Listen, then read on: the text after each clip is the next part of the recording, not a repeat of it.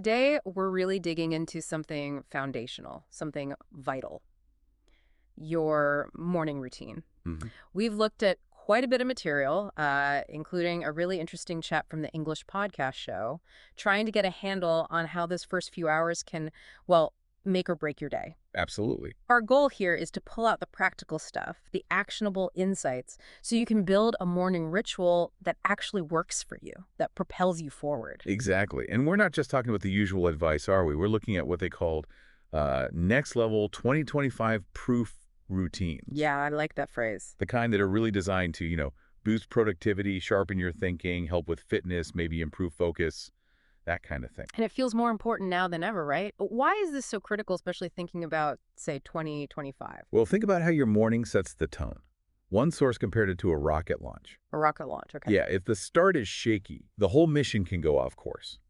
But if you have a centered, intentional morning, It creates momentum. precisely, real momentum, and that carries through into your work, your relationships, even just your general state of mind.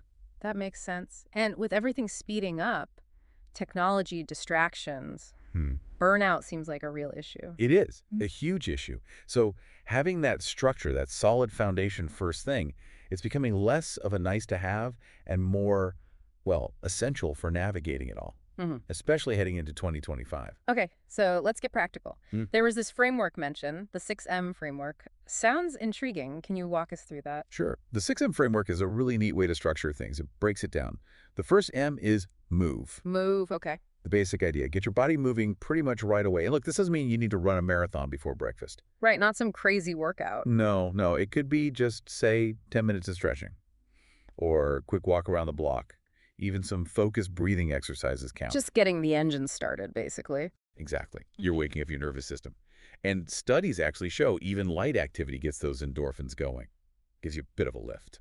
I remember the host on that show, Alex, he mentioned doing push-ups and jumping jacks right after brushing his teeth, like making it automatic. Yeah, that's a great example. It's about getting the blood flowing, shaking off that initial inertia, And you mentioned benefits beyond just waking up physically. Oh, yeah. It really helps clear out that morning brain fog. Plus, that little dopamine hit we talked about, it sets a more positive emotional baseline for the whole day. So the key isn't complexity. Not at all. It's consistency. Doing something physical regularly, even if it's brief, that's what makes the real difference long term. Got it. So that's move. What's the second M? The second M is meditate. Ah, meditation. Some people find that intimidating. They do, but it doesn't have to be.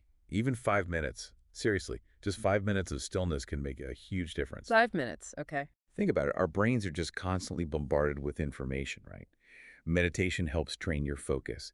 It teaches you how to manage stress better, how to avoid those knee-jerk reactions. Just like a little pause button for the mind. Exactly, a reset. And you mentioned the guest on that show, Jordan. They preferred simple breathing exercises, nothing guided. Yeah, minimalist style. But they also mentioned apps like Calm or Headspace for beginners. Right, those are great starting points if you want some guidance. But again, like with movement, Consistency over perfection. you got it. Find what works for you, stick with it, even for a few minutes. It builds that mental muscle, that resilience. Okay. Move, meditate. What's number 3? The third M is mind feed. Mind feed. What does that involve? It's about consciously feeding your brain something positive, something constructive first thing. Instead of that. Instead of grabbing your phone immediately, which is what most people do, right? They check emails, scroll social media, look at the news. Yeah, guilty. And that immediately puts you in a reactive state. Mind feed is the opposite. It's about being proactive. Maybe read a few pages of a good book, Okay. or listen to a podcast related to your goals, or just take a minute to review your aspirations. Something positive. That really stood out to me too. That contrast between starting reactive versus proactively choosing your mental input feels huge for 2025. It is huge. Yeah. Our attention is pulled everywhere. Protecting that mental bandwidth, especially first thing in the morning, is just crucial. You're setting the stage for a focused day. Makes total sense. Okay, move, meditate, mind feed. What's the 4th M? The fourth M is map. This is your planning piece. Ah, planning the day. Yep. And it doesn't need long, maybe 5-10 minutes tops. The key question they talked about was really powerful. Which was? If I could only get 3 things done today, what would they be? Oh, I like that. It forces you to prioritize. Really nail down what matters. Exactly. It cuts through the noise. Yep. Alex, the host, Mentioned his 3 by 3 method. Right. 3 personal, 3 professional, 3 gratitude points. Yeah, something like that. Yeah. It just shows that having a simple framework, something repeatable, is what leads to success with this. Simple structures are key. Definitely. You identify your main targets right at the start. It gives you direction, makes it much more likely you'll actually focus on what moves the needle. Okay, moving right along. Fifth M. The fifth M is make. Make, as in create something. Precisely. Shifting from being just a consumer to being a creator, even for a short burst, maybe 15 minutes, the show suggested. So, like writing, drawing. Could be anything. Writing, building something, filming a short clip, sketching an idea, anything where you're producing, not just consuming. Why is that shift important? It fundamentally changes your mindset for the day. You go from being a spectator to being a player, an active participant. I remember Alex saying just writing down one idea in the morning was transformative for him, made him feel less like an observer. That's it, exactly. Starting with output, with creating something, it gives you a little win early on. It can make everything else feel a bit lighter, less daunting. Taking charge from the get-go. Proactive, not reactive. Okay, and the final M, number 6. The sixth and final M is meaning. Meaning. Tell me about that one. This is about connecting to your purpose, your why. It's the more maybe spiritual or values-driven part of the routine. How might that look practically? Could be different for everyone. Maybe reciting a personal mantra. Could be prayer. Maybe journaling about what you value most. Or simply a few moments of quiet reflection on your purpose. Grounding yourself. Exactly. Connecting with why you're doing what you're doing. Research actually backs this up. A strong sense of purpose is linked to greater resilience, better well-being overall. It feels like this one might get skipped easily, but sounds incredibly important, maybe the most important. It often is overlooked, yeah. The discussion highlighted purpose over pressure. We're meaning-making creatures, fundamentally. True.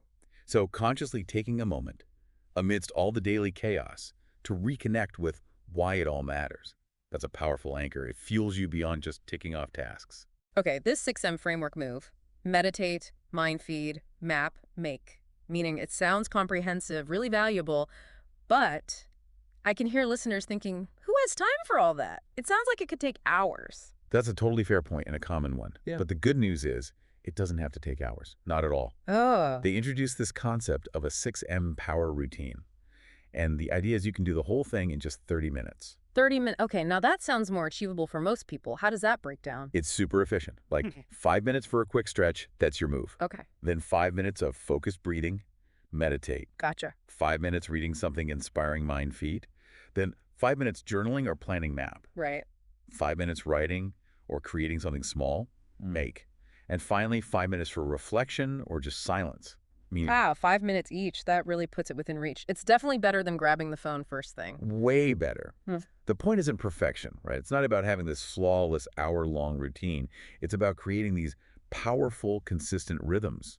Rhythms. I like that. Yeah, even 30 minutes of focused intention beats a rushed, reactive start any day. Absolutely. Now, that show also mentions some quick-fire, sort of next-gen hacks for 2025.